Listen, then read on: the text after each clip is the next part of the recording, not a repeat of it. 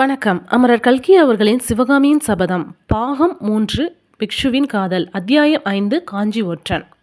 வாதாபி சக்கரவர்த்தி குண்டோதரன் விஷயத்தில் நன்கு கவனம் செலுத்தாமலே இவனை யானையின் காலால் இடர் செய்யுங்கள் என்று கட்டளையிட்ட போது அருகிலிருந்த வாதாபியின் ஒற்றர் தலைவன் மிக்க பணிவோடு, அரசே, இவனை கொஞ்சம் விசாரணை செய்துவிட்டு பிறகு தண்டனை நிறைவேற்றுவது நலம் என்று தெரிவித்து கொண்டான். ஆமாம், ஏதோ ஞாபகமாக சொல்லிவிட்டேன். அவனை இப்படி அருகில் கொண்டு வாருங்கள் என்று புலிகேசி கட்டளையிடவும் குண்டோதரன் அருகில் கொண்டு வந்து நிறுத்தப்பட்டான். அடே, நீ யார்? என்ன வேலையாக புறப்பட்டாய்? உண்மையை சொல் என்று கேட்போர் உள்ளம் நடுங்கும் அதிகார தொனியில் புலிகேசி வினவினான்.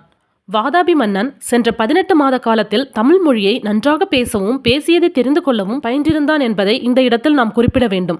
ஏற்கனவே வாதாபி ராஜ்யத்தில் வழங்கிய பாஷையானது பாதி தமிழ் சொற்களை கொண்டிருந்தபடியால் தமிழ் மொழியை பயிலுவதில் புலிகேசிக்கு அதிக சிரமம் ஏற்படவில்லை. புலிகேசி கேட்ட கேள்விக்கு விடையாக குண்டோதரன், ஐயா, நான் என் தாயாருடைய மகன் கொள்ளிடத்துக்கு அக்கறையில் திருவெண்காட்டுக்கு போகலாம் என்று கிளம்பினேன். திருவெண்காட்டு வைத்தியரிடமிருந்து மருந்து வாங்கி கொண்டு வருவதற்காக போகிறேன் என்றான். எதற்காகடா மருந்து? உனக்கு என்ன கேடு வந்துவிட்டது என்று புலிகேசி கேட்டதும் குண்டோதரன் பயத்தினால் நடுங்கியவனைப் போல பாசாங்கு செய்து, எனக்காக இல்லை ஐயா, அம்மாவுக்கு மருந்து. என் தாயார் அவல் இடிக்கும் போது உரலை விழுங்கிவிட்டாள், அதற்காக என்றான். இந்த விடை அங்கிருந்தவர்கள் சிலருக்கு சிரிப்பை உண்டாக்கிற்று. புலிகேசின் முகத்திலும் லேசான புன்னகை தோன்றியது. என்னடா உளறுகிறாய்? உன் அம்மா உரலை விழுங்கினாளா என்று அதட்டி கேட்டான். இல்லை, உரலை விழுங்கவில்லை, உலக்கையை தான் விழுங்கினாள் என்றான் அதிக நடுக்கத்துடன் குண்டோதரன். உரலை விழுங்கினாளா, உலக்கையை விழுங்கினாளா? நிஜத்தை சொல் என்று கோபமான குரலில் கர்ஜித்தான் புலிகேசி. இல்லை இல்லை, என் அம்மாவை உரல் விழுங்கிவிட்டது என்றான் குண்டோதரன். அடே, என்னிடம் விளையாடுகிறாயா? உன்னை என்ன செய்வேன் தெரியுமா? ஐயா, மன்னிக்க வேண்டும். உங்களை எல்லாம் பார்த்தால் எனக்கு மிகவும் பயமாக இருக்கிறது. அதனால் மனதிலே ஒன்று இருக்க நாக்கு எதையோ சொல்லுகிறது. இப்போது பயம் இல்லாமல் நிதானமாக யோசித்து உள்ளதை உள்ளபடி சொல்லு. என் தாயார் அவல் இடித்த போது உலக்கை தவறி கையில் விழுந்துவிட்டது. அதனால் அம்மாவின் கையில் காயமாகிவிட்டது. காயத்துக்கு மருந்து வாங்குவதற்காக திருவெண்காட்டு நமச்சிவாய வைத்தியரிடம் போகிறேன். இவ்வளவுதானே? வேறொன்றுமில்லையே? சத்தியமாக சொல் என்று புலிகேசி கர்ஜித்தான். ஆமையா, சத்தியமாக சொல்லுகிறேன், உலக்கைக்குத்தான் காயம் ஏற்பட்டது என்று குண்டோதரன் உளறினான். வாதாபி சக்கரவர்த்திக்கு திடீரென்று சிரிப்பு பீறி கொண்டு வந்தது. சற்று நேரம் விழுந்து விழுந்து சிரித்துவிட்டு பக்கத்தில் இருந்த ஒற்றர் தலைவனை பார்த்து, இந்த பைத்தியக்காரனை என்ன செய்கிறது என்று கேட்டான். சக்கரவர்த்தி, இவன் பைத்தியக்காரன் அல்ல, காரிய பைத்தியமாக தோன்றுகிறது. மிக்க நெஞ்சழுத்தம் உள்ளவனாக காண்கிறான். இவனை வேறு விதத்தில் பரிசோதிக்க வேண்டும் என்றான் வாதாபியின் ஒற்றர் தலைவன்.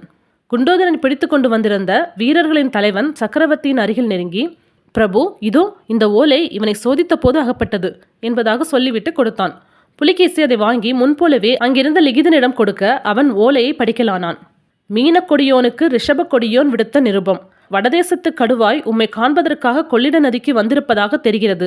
புலியின் ஆசை வார்த்தைகளில் மயங்கிவிட வேண்டாம். சேற்றில் அகப்பட்டு கொண்ட புலி பிராமணனை தோத்திரம் செய்து ஏமாற்றிய கதை ஞாபகம் இருக்கட்டும். காஞ்சி ரிஷபத்தை வாதாபி புலியினால் ஒன்றும் செய்ய முடியாது என்பதை உறுதியாக நம்பவும். புலி சேற்றிலேயே கிடந்து பட்டினியால் செத்த பிறகு காஞ்சி ரிஷபத்துக்கும் மதுரையின் பொன்மானுக்கும் நீடித்த உறவு ஏற்பட இடம் இருக்கிறது. ஆனால் புலியின் பசியை தீர்க்க உதவி செய்தால் அது மதுரையின் மானுக்குத்தான் முடிவில் ஆபத்தாக முடியும். இதையும் மனதில் வைத்துக்கொண்டு உசித்தபடி நடந்து கொள்ளவும். இதை லிகிதன் படித்து வரும்போதே வாதாபி சக்கரவர்த்திக்கு அதன் உட்கருத்து இன்னதென்று விளங்கிற்று. கோபத்தினால் அவனுடைய உடம்பெல்லாம் நடுங்கிற்று. பற்களை அவன் நரநரவென்று கடித்துக்கொண்ட சத்தம் அருகிலிருந்தவர்கள் எல்லாரையும் நடுங்க செய்தது.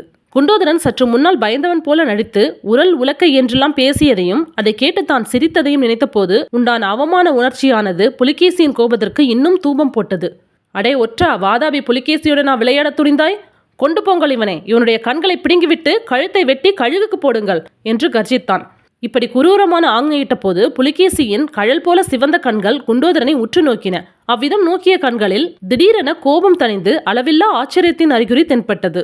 ஏனெனில் குண்டோதரனை வீரர்கள் இழுத்து கொண்டு போக முயன்ற போது அவனுடைய தலையானது விசித்திரமான சில சமிஞ்ஞைகளை செய்தது. உற்று கவனித்த புலிகேசிக்கு அந்த சமிஞ்ஞைகள் ஸ்வஸ்திக சின்னத்தின் கோலமாக அமைந்தன என்பது தெரிய வந்தது.